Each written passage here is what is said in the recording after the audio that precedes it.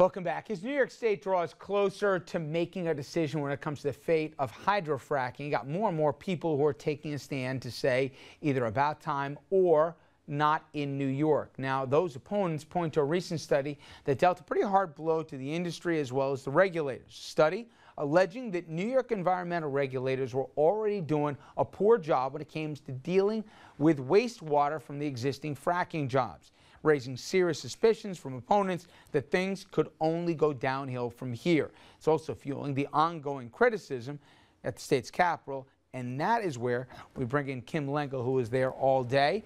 And you got a little bit of a movie star treatment, didn't you, Kim? Yeah, good evening, Rich. Well, today's event was all about saying not in New York.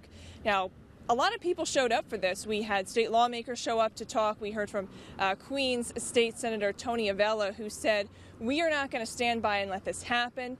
He also said, "We will remember this come election time," saying that it's a lesson to all his fellow senators and assemblymen here to listen up, that New York State is saying it doesn't want to see fracking here.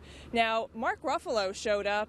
As you know, he's the actor who just starred in The Avengers, and he's getting a lot of publicity right now. He's trying to use that to say New York should not allow fracking, and he brought the usual suspects. He brought people from Dimick, of course, who we met back in February when we aired our fracking special, and they brought some of their water, you know, that yellow water that you always see. They held it up in jugs to say, this is what your water will turn out like, New York, if you allow this to happen.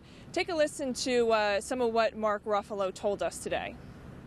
I live in a community that's directly targeted for this type of industrialization. I have 3 small children, and they're really, other than the victims that I've met along the way, and their helplessness and their hopelessness and their inability to get their stories heard in the general public, are my children and their future.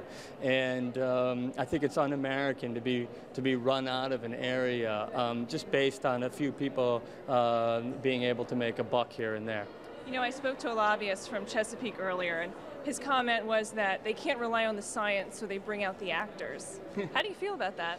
Well, you know, it's classic. The other side always, you know, kind of tries to discredit or make personal attacks on the people Mark who are Ruffalo fighting spent them. about a good 20 minutes talking to reporters, telling us his own personal story and his story from the many times that he's visited Dimick.